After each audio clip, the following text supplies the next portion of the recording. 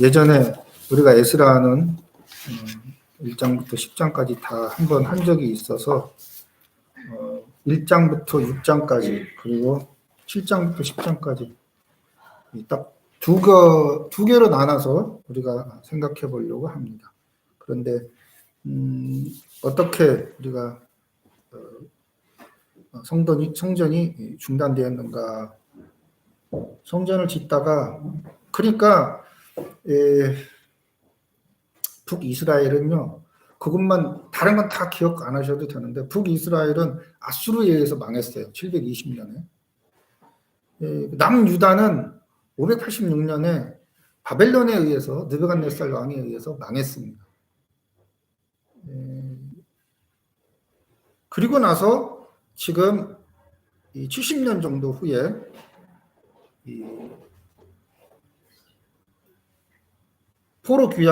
포로가 다시 귀환하는 그러한 장면들도, 포로가 3차에 걸쳐서 귀환하거든요. 이스라엘로 다시. 그리고 이 포로로 잡혀간 다음에 이제 고레스 왕의 칙령에 의해서 1장에 보면 고레스 왕의 칙령에 의해서 성전을 건축하는 그러한 명령이 내려지기 시작을 했습니다. 그래서 포로로 잡혀간 다음에 586년에 포로로 잡혀가지만 이들이 성전을 짓다가 17년 동안 또 성전을 중단하죠. 왜냐하면 이들의 이제 방해 공작 때문에 17년간 성전이 중단됩니다.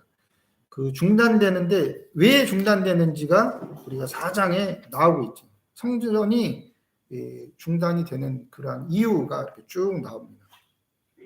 4장이 성전이 중단되는 이유가 나오고, 그리고 5장에서 성전을 다시 건축하는 장면이 나오고, 그리고 6장에 그 다리오 왕의 조서를 통해서 성전을 건축하라라는 말이 나옵니다. 그리고 1장부터 6장까지 나누는 이유가 성전 건축하는데 포로로 귀환해서 성전 건축하고 하다가 17년간 성전을 못 짓고 있다가 다시 성전을 완성하는 장면이 나오는 것이죠. 그럼 7장부터는요, 한 반세기가 거의 60년에서 70년이 흘러버려요.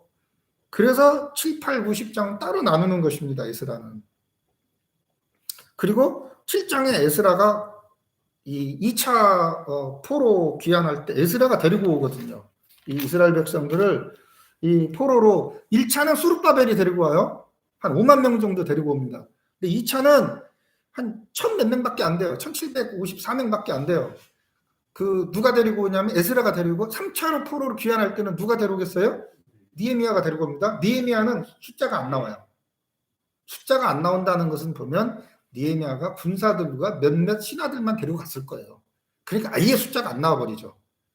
그게 그래서 1차, 2차, 3차 중에서 수룹바벨이 5만 명. 1장부터 6장까지 수룹바벨 이야기인 거예요, 결국은. 그래서 5만 명이 성전 짓는 거 이야기하는 것이고, 그 다음에 7장부터 10장까지는 한 1700명이 에스라가 데려가가지고 뭐예요? 영적인 부흥운동이 일어나는 거죠. 그 사이가 6장부터 7장의 그 사이가 한 60에서 70년도 정도 사이가 뜨거든요. 그때 에스더가 나오는 겁니다. 그 안에 에스더. 그래서 성경을 만약에 기록한다면 아마 6장 다음에 에스더가 들어가야 되는데, 이게 이 성경을 기록하는 사람들은 자기가 중요하다고 생각하는 거, 주제를 정해놓고 하기 때문에 역사를 건너뛰기도 하고 막 빼기도 하고 막 그렇습니다. 예를 들면 오늘 보면 우리가 4장에 성전 방해, 성전 못해, 짓지 마 해서 17년간 못 지어요. 그리고 5장에 성전이 다시 건축하죠. 근데 6장의 문제가 뭐가 오냐면 다리오 왕이 조서를 내렸대요. 성전 건축하라고. 그러니까 뭐가 앞에 와야 돼요? 4장 다음에 역사적으로 6장이 앞에 와야 돼요. 왜냐면 왕이 법정에서 조서를 내리는 거예요. 야, 니네 성전 지어. 그럼 그 다음에 지어야 되잖아요. 그러니까 5장이 원래 6장 뒤에 와야 된다고, 역사적 사실로 보면. 근데 성경은 그렇게 말하지 않아요, 절대로. 뭐가 더 중요하냐? 오늘 읽은 선지자들 학계 스가랴의 말을 들었다라고 말하는 것이, 보면 이 세상의 정치적인 사람들이 아무리 날고 기어도 하나님이 그 사람들의 마음을 움직이면 그냥 성전이 짓는 거야. 그러니까 별로 안 중요하니까 6장 뒤로다 밀어버린 거예요. 그리고 누구의 말을 들어야 된다고요? 선지자의 말을 듣는 것이 더 중요해. 해서 5장에 먼저 역사적인 사건이 뒤인데도 불구하고 앞에다가 내놓은 것입니다. 그렇게 해서 생각해 본다면 4장을 우리가 집에서 4, 5, 6장 계속 봤어야 되고 4장을 보면 이 성전이 중단된 이유가 과연 뭘까? 왜 성전이 중단되죠?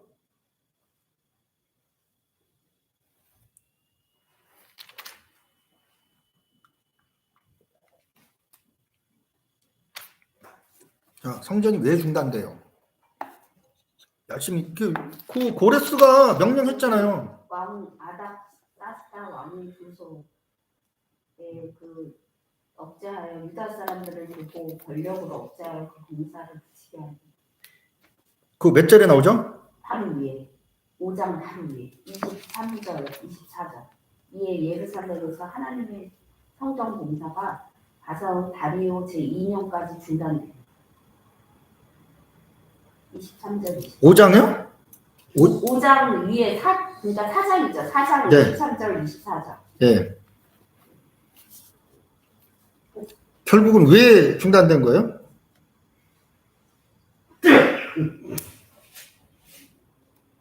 그 모든 땅이 그들에게 조공과 관세, 통행세를 다 바쳤는데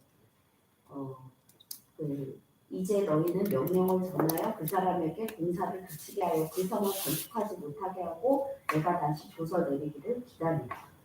너희는 삼가서 이 일에 게으르지 말라. 어찌하여 화를 더하여 왕들에게 손을 가지게 하려 성전을 짓는 게 이 왕 입장에서는 손해라고 생각했네요. 왜 손해예요, 그러면?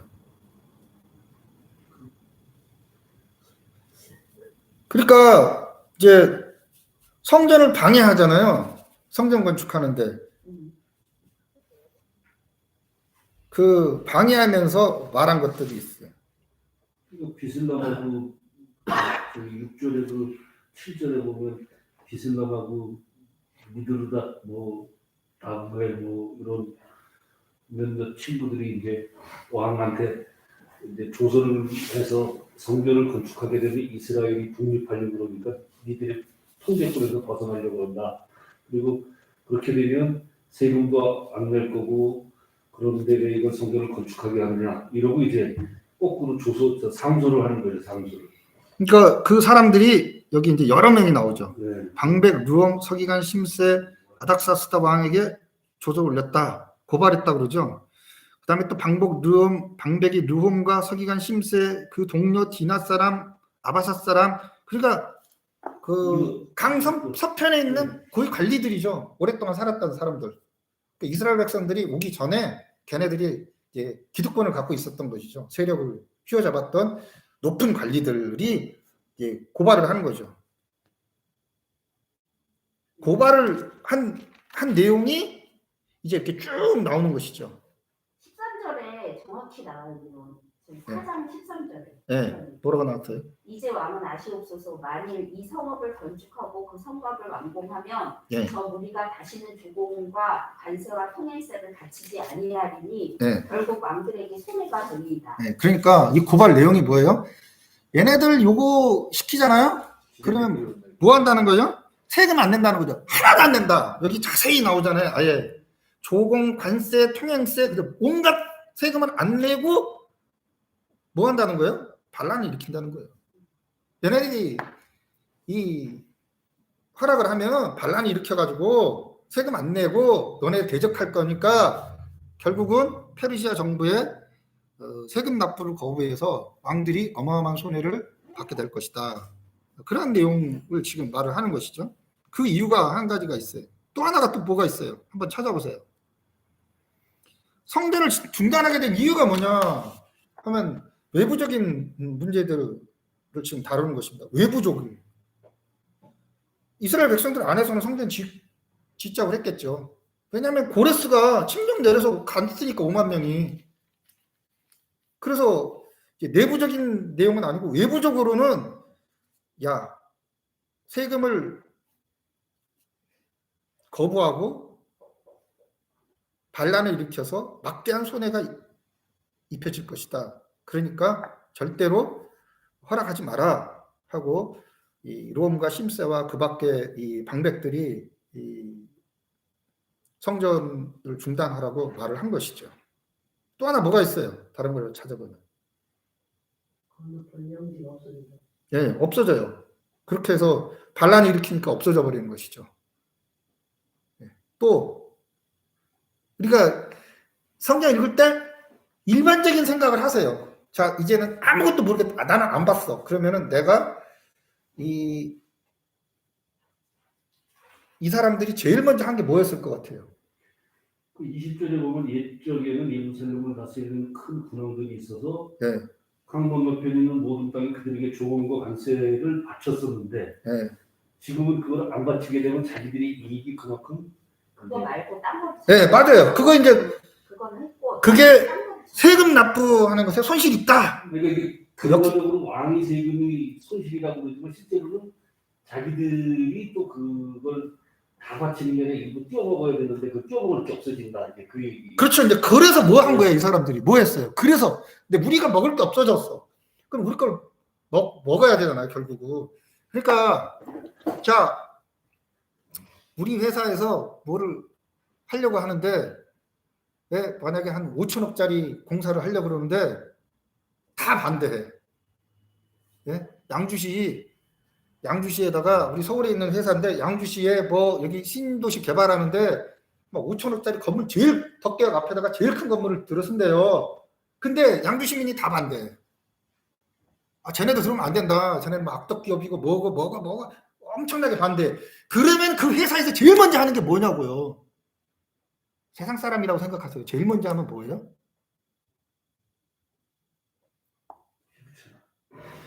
그거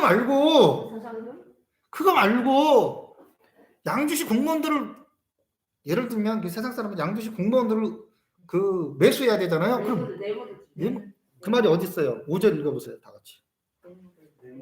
자, 바사왕 고레스 시대부터 바사왕 다리우가 즉위할 때까지 관리들에게 뇌물을 주어 그 계획을 막게 했다. 성전 못 짓겠다는 거죠. 자꾸 딴 생각하지 마시고 뇌물 줍니다. 뇌물. 그래야지 나중에 그 돈이 내 거가 되지. 뇌물 준 만큼 뽑아내잖아요. 얘네들이 세금 해서 왕만 손해보는 것이 아니라 김상 목사님이 말한 것처럼 그렇지 걔네들도 손해가 봐. 그 손해를 다시 회복하려면 돈을 엄청나게 쏟아붓고 그럼 몇 년 후에 다시 내 거가 되잖아요. 이게 세상 사람들이 하는 방법 아니에요? 그죠? 뇌물 줘요, 뇌물.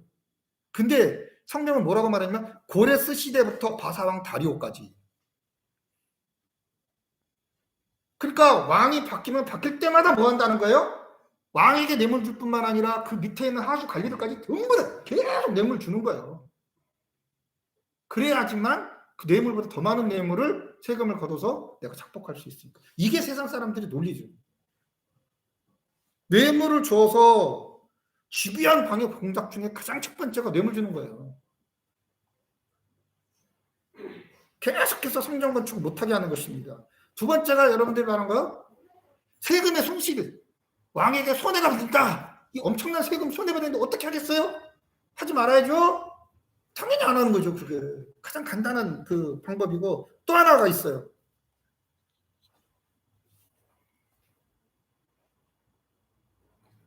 (6절) (8절) (10절) 고발을 하거든요. 이제 고발하는 내용을 자세히 읽어보면 고발을 했습니다. 6절에도 고발하고 8절에도 고발하고 10절에도 계속 고발을 해요. 그렇죠. 12절을 한번 다 같이 읽어보겠습니다. 다 같이 시작. 왕에게 아뢰나이다. 당신에게서 우리에게로 올라온 유다 사람들이 예루살렘에 이르러 이 패역하고 악한 성읍을 건축하는데 이미 그 기초를 수축하고 성곽을 건축하오니 이제 왕은 아시옵소서 라고 말을 하는 거죠. 왕에게 고발을 하는 내용이에요. 고발을 3번이나 했다는 것은 계속 그 내용으로 고발했다는 거잖아요. 그러니까 첫 번째는 교회를 세우지 못하게 하는 데에 뇌물을 줘요. 두 번째로는 아까 말한 것처럼 당신에게 손실이 있어. 그러니까 안 되는 거예요. 지금도 똑같아요. 우리가 이제 교회 지을 때 똑같고 지금 여러분들이 생각하면 내 안에 있는 예수 그리스도의 몸된 교회를 세우는 것. 즉 내가 신앙생활을 하는 데 있어서 방해하는 것들이 무엇이 있을까? 무엇이 있을까? 한번 이 본문하고 생각하면서 이 매치를 한번 시켜보아야 됩니다. 내가 예수 믿는 것으로 인하여 얼마나 많은 손해를 보나. 그 손해 때문에 내 안에 예수 그리스도를 모시지 못하는 그러한 문제가 발생할 수 있어요.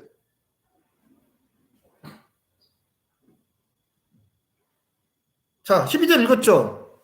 이게 무슨 내용이에요? 이들이 고발을 했어요. 이게 고발한 내용이거든요. 에스라 1장부터 6장까지 뭐 한다고요, 지금? 뭐 하는 거라고 이 사람들이. 수르바벨이 데리고 돌아왔어요. 1차로 포로 귀환했어요. 537년에. 537년에 돌아오자마자 536년에 뭐 했겠어요? 성전 지었다고요. 근데 못 짓게 하는 거예요. 17년간 못 짓게 하면서 뇌물 바치고 막 난리를 쳐요. 수르바벨이 5만 명 데리고 뭐 해야 된다고요? 돌아오자마자 뭐 해요? 성전 짓잖아요. 그 내용에 1장부터 6장 성전 짓는 거, 7장부터 10장은 뭐라고요? 영적 부흥운동. 60년이 흘렀는데도 이것들이 교회만 지어놓고 뭐 한 거예요? 옛날하고 똑같은 삶을 한 거예요. 그래서 에스라의 성전 건축은 실패했다고 보는 거예요. 그 건물만 지어놓으면 뭐해? 60년, 70년이 지났는데도 회개를 안 해. 그러니까 열받으니까 에스라가 와갖고 막 옷 다 찢고 막 어이가 없어 하면서 땅에서 땅바닥을 치면서 울고불고 난리를 친 거죠. 그 영적 부흥운동이 일어난 거예요. 그러니까 교회에 건물 지었다고 해서 영적 부흥운동이 일어나는 게 아니고 신앙생활 많이 하는 사람이 모였다고 해서 그게 교회가 아니에요. 자, 다시 돌아갑니다. 1장부터 6장까지는 뭐 한다고요? 성전 짓는 거. 7장부터 10장까지는 영적 부흥운동이 일어나는 거예요. 그럼 느헤미야는 뭐죠?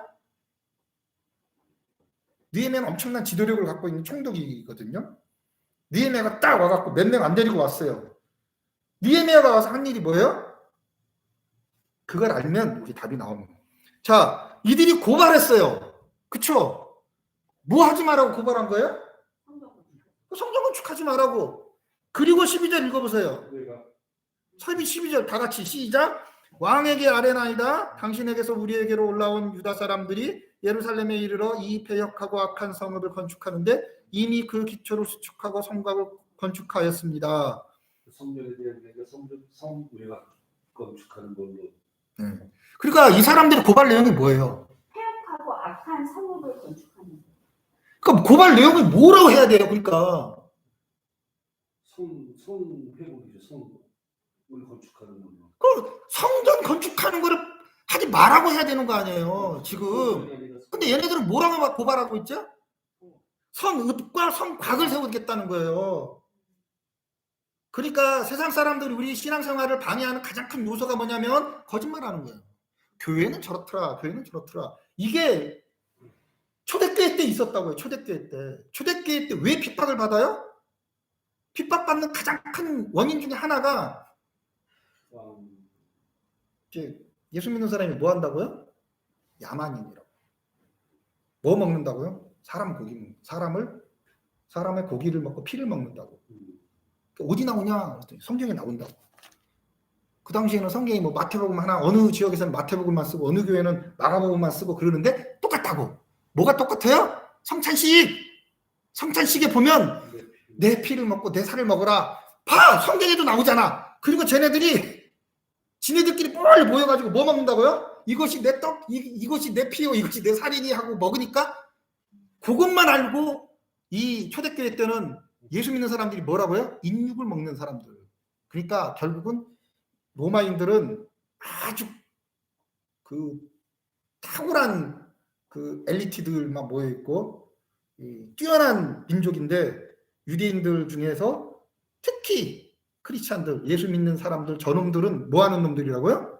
인육을 먹고 그 피까지도 먹는 아주 그 야만인들이니까 쟤네들 핍박하고 죽였다고요. 초대교회 때는. 그게 거짓말이죠, 그게. 그죠? 이용해 그 거짓말로 돌려갖고 말한 거죠. 인육이 아니잖아요. 실제로 하면. 근데 그걸 계속 세뇌를 시킨 거죠. 그러니까 사람들이 예수 믿는 사람들만 보면 다 잡아 죽이려고 그러는 거죠. 저 야만족들, 저 북쪽에 사는 야만족들, 저 아시아에 사는 저 야만족들이라고 생각한 거예요. 그렇게 성전 건축을 방해하는 요소 중에 하나가 거짓말인 거예요. 그죠? 이들이 언제 성벽 쌓는다고 그랬고 언제 그 성읍을 쌓는다고 그랬어요? 성읍을 쌓고 성벽을 쌓는 것은 전쟁 준비하기 위한 거거든요. 근데 이들은 뭐 하라고 그랬어요? 고레스가 칭령이 뭐 하라고 그랬어요? 성전을 지으라고 그랬잖아요. 성벽을 쌓고 성읍을 쌓는 거는 누가 해요? 느헤미야가 한다고 그래 나중에. 그러니까 느헤미야는 이 왕의 오른팔인 거죠. 왕의 오른팔이기 때문에 보낸 거예요. 야, 성벽 쌓고 성읍 쌓아봤자 별별 일 안 되거든. 그리고 여기 보면 다리오 왕이 6장에 조소를 내릴 때에 성전에 대하여 예루살렘에 있는 하나님의 성전에 대하여 이르니 이 성전 곧 제사를 드리는 처소를 건축하되 지대를 견고히 쌓고 그 성전의 높이는 하고 말하고 있죠. 원래 성전의 높이는 누가 정해줘야 돼? 하나님이 정해주잖아요. 그죠? 근데 이번에는 누가 정해줘요? 이방 왕이 정해줘요. 다리오 왕이. 다리오 왕이 60규빗 너비는 뭐 60규빗 높이 해가지고 이렇게 딱딱 했는데 얼마나 사이즈가 작냐면 솔로몬 성전에 한 4분의 1밖에 안 돼요. 그러니까 간단하게 말하면 솔로몬 성전이 4층 높이거든요. 그러니까 4분의 1이면 뭐예요? 그냥 단층이에요. 스룹바벨 성전은요. 그냥 방 한 칸 있는 게, 큰 방 한 칸 있는 게 끝이에요. 높이도요 3m 정도밖에 안 돼요. 단층이에요. 그러니까 그거 조그마한 거 하나 짓는데 왕이 야 경비 다 돼 알아서 다 돼 그런 거예요. 다리오 왕이. 다리오 왕은 역사적으로 우리가 잘 알고 있는 마라톤 전쟁 있죠. 그리스를 2번 침공한 그 왕이 다리오 왕, 다리우스 왕이라고요. 얘는 엄청난 독재를 한 사람이거든요. 근데 이 사람이 강 서편에 있는 그 조그마한 뭐 듣도 보지도 못한 그 5만 명 가가지고 성전 짓는다 그러는데 그거 반대하겠어요? 그래 지어 그런 거예요. 지금 6장에는. 자, 뇌물을 주고 방해해요. 아닥사스다 왕까지 계속 거짓말로 고발을 해요. 그리고 손실이 있다라고 말을 해요. 계속. 또 하나 이런 것을 통해서 두려움을 주고 의욕을 상실하게 합니다. 성전을 못 짓게 하죠. 손을 약하게 하여 그 성전을 방해하고 라는 스스로 선한 열심을 포기하게 하고 라는 말이 성경에 계속 있어요. 그런데 이거보다 더 큰 게 하나가 있어요. 성전을 중단하게 하는 이유 중에서 가장 큰 거. 4장 3절 다 같이 읽어봅시다. 4장 3절 시작. 수르바벨과 예수아와 기타 이스라엘 족장들이 이르되 우리 하나님의 성전을 건축하는데 너희는 우리와 상관이 없느니라. 바사왕 고레스가 우리에게 명령하신 대로 우리가 이스라엘의 하나님 여호와를 위하여 홀로 건축하리라 했더니 성전을 반대 세력들이 중단한 가장 큰 이유가 뭐예요? 이 말씀만 보면 자기들 안 깨워주고 지네만 하겠다는 거죠. 그러니까 이거는 내가 신앙생활을 잘하겠다 하고 단호하게 결단을 하면 하나님께서 축복하셔서 엄청나게 탄탄대로가 열리는 것이 아니라 신앙을 지키면 지킬수록 신앙의 위기가 찾아오고 신앙을 못 지키게 하는 세력들이 계속 가로막아요. 단호한 거절. 성도로서 이 세상에 살면서 단호하게 나는 성도야. 나는 그거 안 해. 라고 하면 그 사람들이 뭐예요? 내가 믿는 하나님 너 그거 못 믿어 하고 반대하고 계속 찔러서 예수 못 믿게 하고 그 역할을 합니다. 결국은 내가 신앙생활 잘하겠다고 하는데 그것 때문에 신앙의 위기가 찾아와요. 얼마나 무서운 건데. 물론 이방 사람들이 이게 뭐 힘세하고 루엄하고 이런 사람들이 뇌물을 주고 방해도 하고 거짓말로 이렇게 고발도 하고 또 세금 안 냅니다 쟤네들 하고 계속 거짓말을 하는 것도 방해 공작이에요. 그렇지만 알고 보면 성전을 중단하게 된 가장 큰 이유는 야 우리가 우리의 성전을 지어 니네들은 안 돼. 단호한 거절을 통해서 신앙을 지키고자 하는 그 열정을 통해서 신앙의 위기가 찾아오고 성전을 못 지키게 하는 계기가 되는. 어떻게 보면 내가 신앙 잘 신앙생활 잘하려고 더 열심히 기도하고 더 열심히 헌금하고 더 열심히 봉사하는데 더 많은 가로막는 것들이 생긴다는 거예요. 이 사람들 처음 하자마자 그러잖아요. 성전 니네 못 지어. 이방인이잖아. 우리만 지을 수 있어. 그러니까 그래? 하면서 그 다음에 계속 성전을 짓는 것을 방해하는 것들을 볼 때 그 단초가 되는 것이 내가 하나님의 거룩한 백성으로서 단호한 거절을 행할 때에 신앙의 위기가 더 찾아올 수 있다는 거. 한번 생각해 봐야 될 문제입니다. 우리가 신앙생활하는 것도 똑같죠. 이 세상 가운데 그거 안 해. 왕따 당해. 술자리에서 술 안 먹어. 왕따 당해. 뭐 그런 큰 이야기가 아니라 할지라도 작은 것 하나하나 할지라도 에스라서에서는 성전 건축하는 데에 중단된 이유가 어떻게 보면 외부에 있어요. 지금 보면 내부에 있는 것은 거룩한 백성으로서 살기 위해서 결단한 것을 통해서 성전이 중단되는 그런 모습이 있지만 학개서에서 보면 훨씬 더 외부적인 게 아니라고. 야, 뇌물 먹여서 아니 뭐 그 왕이 조서를 안 내려서 성전을 못 지킨 게 아니라 누구 책임이라고 다 학개서는 네 책임이야. 그래 버린 거죠. 믿는 너희가 잘못 믿어서 그래 라고 말합니다. 왜 학개를 봐야 되냐면 오늘 본문 말씀 나오잖아요. 선지자 학개와 이또의 손자 스가랴가 학개는 에스라 시대에 활동했던 사람이고 이 스가랴는 느헤미야 시대 때 활동한 사람이에요. 근데 학개는 제가 그랬죠. 80세가 훨씬 넘은 사람이라고. 근데 4달도 활동하지 않아요. 성경에는 3개월 23일간 활동을 해요. 3개월 23일간. 그리고 학개서에 보면 2장까지 정확하게 무슨 내용으로 학개가 말하고 있는. 자, 우리가 다시 현실로 돌아와서 우리가 예배당을 짓는다고 생각해보세요. 예배당을 짓는다고 생각을 해보세요. 그러면 자, 우리가 여기서 그 월세 44만 원 내고 있는데 내가 목사님이 하나님의 뜻이니까 우리 저 외곽으로 가가지고 한 100평 땅 사갖고 그 성전 예배당을 아름답게 집시다. 그럼 뭐부터 나오겠어요? 어떤 문제가 있어요? 성도들이 반대를 해. 예를 들면 반대하는 가장 큰 이유가 첫 번째 뭐가 있겠어요? 죄송합니다. 돈. 위치. 돈하고 또 거리. 이거를 다시 유대인들이 5만 명이 포로를 해서 돌아왔어요. 근데 딴 놈들이 다 살고 있잖아요. 200명 이상 살고 있거든요. 사마리아 사람들이 200명 이상 살고 있어요. 딱 돌아왔어. 아무것도 없어. 그쵸? 학개 선지자 이야기예요, 지금. 그러니까 이스라엘 백성들이 성전을 안 지어. 17년간 안 짓는 게 아니라 아예 안 지으려고 한 거예요, 영원히. 학개 선지자에는 2가지 이유를 대요. 첫 번째는 뭐예요? 시기가 적절하지 않아. 그렇잖아요. 우리도 그렇잖아요. 만약에 제가 저쪽 나가서 자, 교회 지읍시다. 목사님, 몇 명 데리고 돈도 없는데 그 뭐 합니까? 때가 아직 안 됐습니다. 그게 돼버린 거죠. 그죠? 여호와의 전을 건축할 시기가 아직 안 이렇습니다. 학개 선지자 학개서 1장 2절에 그렇게 말해버려요. 두 번째로 뭐냐면 돈이 없는 게 아니라 포로로 돌아왔으면 아무것도 없잖아요. 뭐부터 하겠어요? 이 사람들이? 한국 사람들이 가장 좋아하는 게 뭐죠 지금?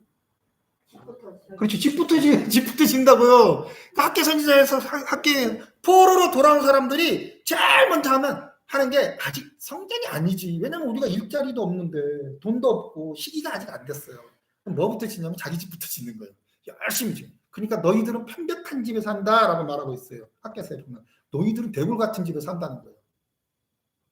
그래놓고 하나님의 집은 아직 시기가 안 됐습니다. 그런다.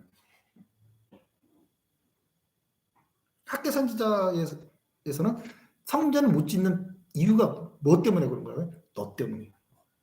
다리오나 고레스나 얘네들이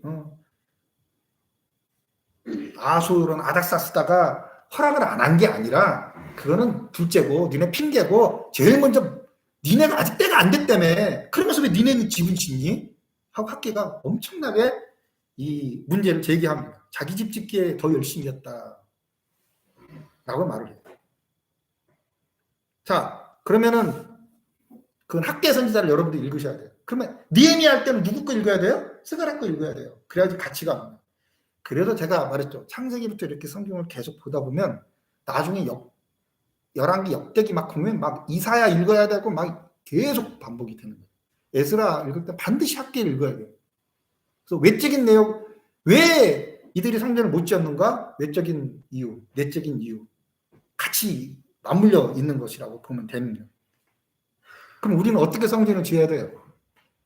오늘 5장에 보면 오늘 본문이 그걸 말해주고 있어요. 성전을 지을 수 있었던 가장 큰 이유 뭐죠? 1절 2절 통해서 알 수 있는 것. 선지자들 곧 선지자 학계와 이도의 손자 스가랴가 이스라엘의 하나님의 이름으로 유다와 예루살렘에 거주하는 유다 사람들에게 예언하였더라 라고 말을 하고 있는데, 학계서에서는 학계와 스가랴가 권면한 것을 이스라엘 백성들이 따랐다. 그래서 성중 건축하는 일이 형통하였다, 순조롭게 됐다라고 말을 해요. 권면한 건 설교를 말하거든요. 오늘 여기 예언하였다라는 말이 그러니까 뭐겠어요? 설교예요. 누구의 설교였겠어요? 에레미야 설교. 왜냐하면 70년 이후에 돌아오고 너희들이 성전을 지을 거라는 것을 에레미야가 예언을 하거든요. 그거를 누가 들었다고요? 백성들이 들은 거예요. 학계 할아버지 내일 모레면 죽거든요. 학계는. 학계가 왜 80세가 넘었냐면요. 학계서에 보면 학계가 뭐라고 말하냐면 내가 예전에 솔로몬의 성전, 지금의 영광과는 비교도 안 되는 예전에 솔로몬의 성전을 보았다라고 말하고 있거든요. 예전에 솔로몬 성전 봤으면 포로 생활이 지금 몇 년이라고요? 70년이라고요. 그러니까 최소한 몇 년이겠어요? 80살이 넘은 거죠. 훨씬 넘은 거죠. 80살이 훨씬 넘은 내일 모레면 그 죽어갈 그 사람의 학계 선지자의 말을 듣고 스가랴 선지자의 말을 듣고 사람들이 하나님이 나에게 주신 사명을 깨달은 거예요. 그러니까 성전을 짓기 위해서는 뭐 해야 돼요? 하나님의 말씀을 들을 수 있는 귀가 열려야 돼요. 선지자들은 말해야 되고. 그래서 백성들이 이 성전을 짓기 시작한 것입니다. 누구의 말을 듣고? 학계의 말을 듣고. 누구의 말을 듣고? 스가랴의 말을 듣고. 근데 그 들은 다음에 가장 먼저 반응한 사람들이 누구예요? 총독인 스룹바벨과 그 다음에 제사장 예수아가 앞장서서 일하니까 나머지 백성들이 따라가는 그러한 모습들을 볼 수가 있습니다. 그러니까 교회가 종교 개혁이 일어나는 데 있어서 가장 먼저 개혁해야 될 사람들이 맨 위에 총회장들이 한국 교회 전부 다 모여서 회개운동을 일어나면 그 나라가 완전히 뒤바뀌어지는 개혁되어지는 놀라운 역사가 일어나는데, 그것도 안 되면 하나님께서 어떻게 하시냐면 그 사람들은 다 죽여버리고 맨 밑에서 잔다르카 같은 배우지도 못하고 듣지도 못했던 이상한 사람 한 사람 태워가지고 개혁을 일으킵니다. 그래도 안 되잖아요. 그 나라는 망해요. 그러니까 여기 보면 스룹바벨과 그 다음에 예수와 총독과 제사장이 다시 건축해요. 누구 말을 듣고? 선지자의 말을 듣고. 그러니까 말씀을 들을 수 있는 귀가 열리면 그 사회가 변화되기 시작해요.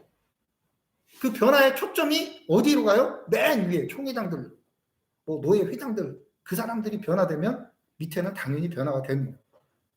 그러니까 선지자가 하나님의 말씀을 전하는 사명을 다했을 때, 또 밑에 있는 사람들은 그 사명을 하나님 말씀을 듣기를 다했을 때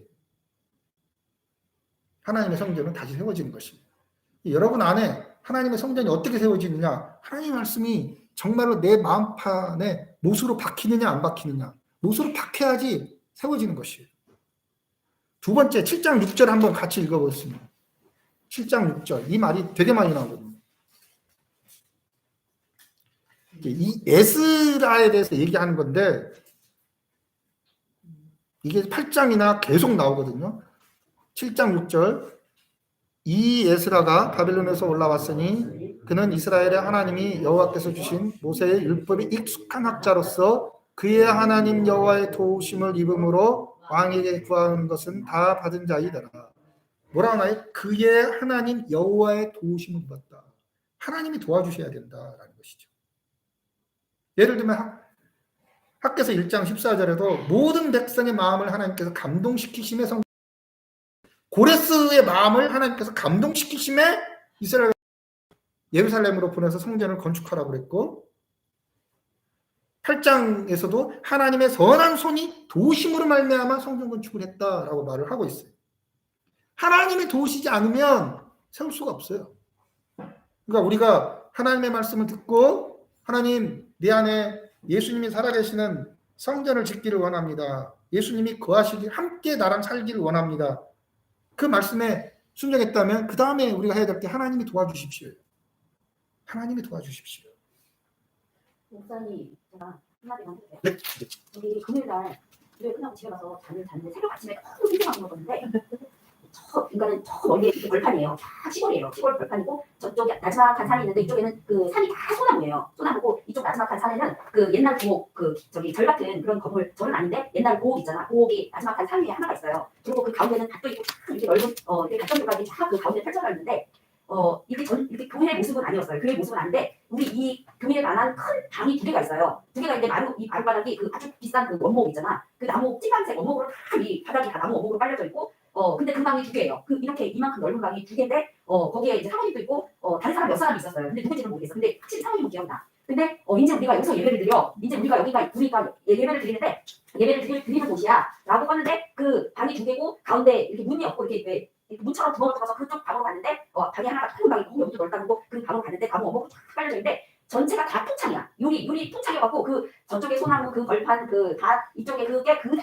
그 전망이 그대로 있는 거야. 근데 너무 좋다. 여기 전망도 다 보이고 너무 좋다. 근데 누가 여기서 예배를 드리는 거야. 여기서 그런데 그 꿀이 너무너무 생생해갖고 근데 주변에 뭐 이렇게 집이 있고 막 이렇지 않아. 시골이 아니야. 시골이 그런 곳이었는데 그래갖고 내가 그게 너무 생생해갖고 나는 여태까지 그런 꿈을 꾼 적이 없는데 그 방이 우리 교회 크게 이만해. 이 정도의 그 방인데 그게 2개가 있는 거야. 그래서 바깥의 외형 모습은 보지 못했어. 그 안에 들어가서 여기에서 예배 드리면 돼. 그리고 그래서 너무 좋다. 나무도 너무 좋다. 근데 사람들이 그런 것 같아. 여기서 예배 드리는 때 그랬던 것 같아.